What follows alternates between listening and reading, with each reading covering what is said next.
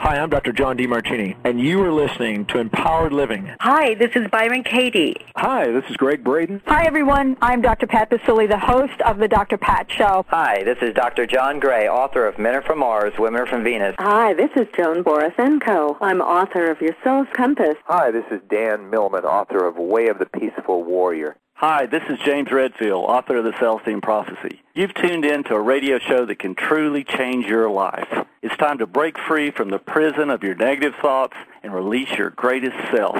You're listening to Empowered Living with Steve Maraboli. A Better Today welcomes you to Empowered Living, Life, the Truth, and Being Free with host, speaker, writer, and personal coach Steve Maraboli. In the next hour, Steve and his expert guests take you on a quest for truth and highlight philosophies and strategies that help you release your greatest self. It's time to focus on your potential instead of your limitations. Here's your host, Steve Maraboli. Welcome to Empowered Living, Life, the Truth, and Being Free. I'm your host, Steve Maraboli. As always, you are welcome to participate with this show. The best way to do so, no matter where you're listening, no matter how you're listening.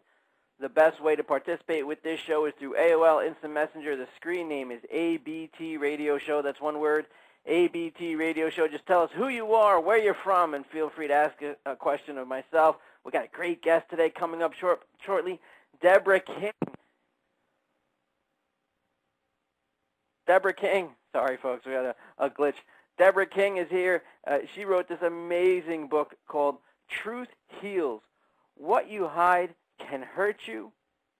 And who hasn't recognized this? Who hasn't recognized this in their life? Why do we lie? Why do CEOs, politicians, and celebrities tell such big, fat lies? Why do any of us lie? And what about the lies we tell ourselves? Well, Deborah King will be here to talk about it. But first, of course, I want to say hello to the A Better Today community. Thank you so much, ABT community, for doing what you're doing. Never forget the power of one. One kind gesture, one person at a time, one day at a time. What happens if you could do something today? If you could do something today to inspire someone else, to participate in someone else's life, to cause a smile on somebody, in this beautiful age where we're doing so much to embrace our own spirituality. I want you to know that you can embrace your spirituality without turning your back on your humanity. We're all on the same team and in this together, and it's a powerful thing that can happen when we reach out and we touch each other's lives, causing smiles and doing simple things. One kind gesture, one person at a time, one day at a time. And thank you for spreading the word about this show. Every show we have ever done is available 100% free to anybody at empoweredlivingradio.com. And now I want to get to this show. Deborah King is a health and wellness expert, author, attorney, national keynote speaker. She's an internationally best-selling author who's featured regularly in broadcast, online, and print media. You've seen her in Psychology Today, Huffington Post. She's been in CNN, Fox News.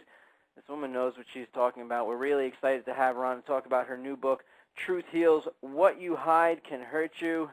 Deborah King, welcome to the program. Thank you, Steve. Delighted to be here. It's so great to have you on because this is something that we talk about often on this show. A lot of times when you're talking about empowerment, I know that people like to look outside, but the truth is it's oftentimes a gut check, and you got to see the lies you're telling yourself, and the lies, not only the lies you're telling other people, the lies you're telling yourself. You're analyzing and really coming to terms with your own agreement with reality. What inspired you to write this book? Well, my own life. I was really sick when I was in my 20s, and I finally tracked the problem back to my emotions and to some big whoppers I was telling myself. It's why do we fall into this trap? Like, why is it so common that even in the interaction between two people, the truth is usually the first casualty? Is there a starting point for this, or is this just Steve, we start when we're really young. Our grandparent dies, and we're sobbing, or our puppy gets run over, and the first thing our caregiver, our parent, says to us is, buck up, be a little man, or something of that nature. Right. And so we begin lying to ourselves. We don't think of it in that nature. We think we're just, being stoic, being strong. It's cultural. We're all taught to do that. And by the time we're teenagers, we don't even recognize when our heart's broken, we don't get invited to the prom, or we don't get into the college of our choice. It's a habit. And by the time we're adults, we're all pretty darn good at it. And the next thing you know, we don't admit when someone will ask us, hey, how'd the divorce go? Oh, I'm so over it. And you haven't even maybe begun to deal with the feelings about it. And it's those lies we tell ourselves that do the most damage. So it's like the subtle ones that lead us away from being our authentic self, I guess? Absolutely. And what I urge people to do is get in touch with themselves. I'm not suggesting confronting others. That rarely is what needs to be done. It's really about finding out how we really feel about things, and then not necessarily trying to change them at that point. The key is self-awareness. It's just finding out how you feel about it and acknowledging it to yourself. Don't feel shamed by it. Don't beat yourself up over it. Just say, you know what, I am incredibly jealous of my sister-in-law, or whatever the issue may be, because self-awareness is it's power. It's the key to everything. And how does one do this? You go through life and you start, as Byron Katie would say, you start believing your story, right? And you start Absolutely. going you do. through that. And how do you break free from that? Well, there's some easy things that you can do, and I lay them all out in my book, Truth Heals.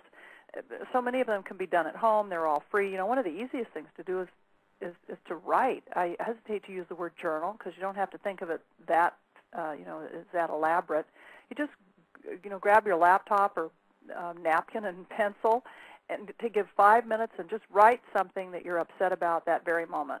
A conversation you had at lunchtime with a coworker, something that happened the day before with your mother-in-law. Maybe it's something that happened to you 10 years ago. Whatever's on your mind, just write and really get in touch with how you feel. Don't edit. Don't check your spelling. It's not for anyone else. It's just for you. You don't need to save it. You don't need to read it later. It's the actual process of writing it down connects us with our deeper self, our deeper material, and helps us access how we really feel about things.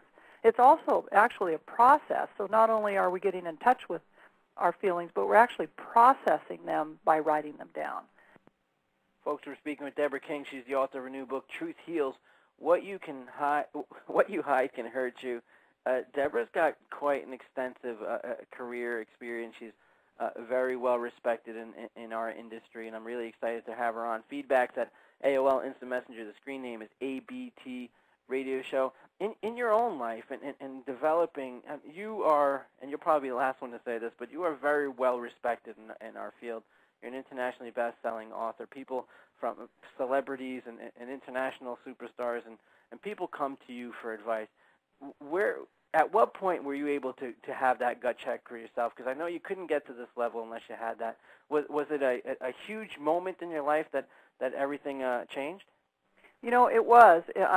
I was 25. I was a young attorney in the corporate field. I had a cute boyfriend and a fast car, and I wore size 2, and I thought I really had it all. Right. I had no idea that I was actually a wreck. Inside I was, I had a lot of anxiety, so I took a lot of Valium. I had a few drinks every night. I would never have acknowledged that I was an alcoholic, but I was.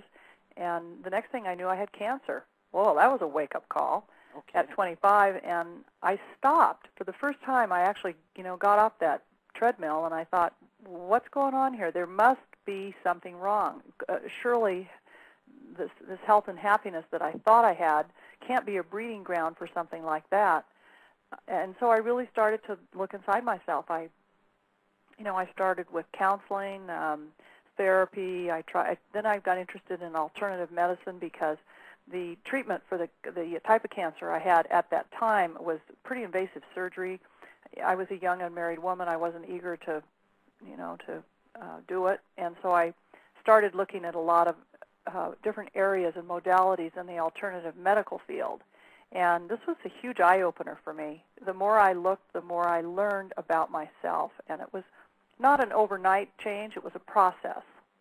The whole thing probably took several years for the cancer to go into remission, and then it probably took me another 10 years to really figure it all out.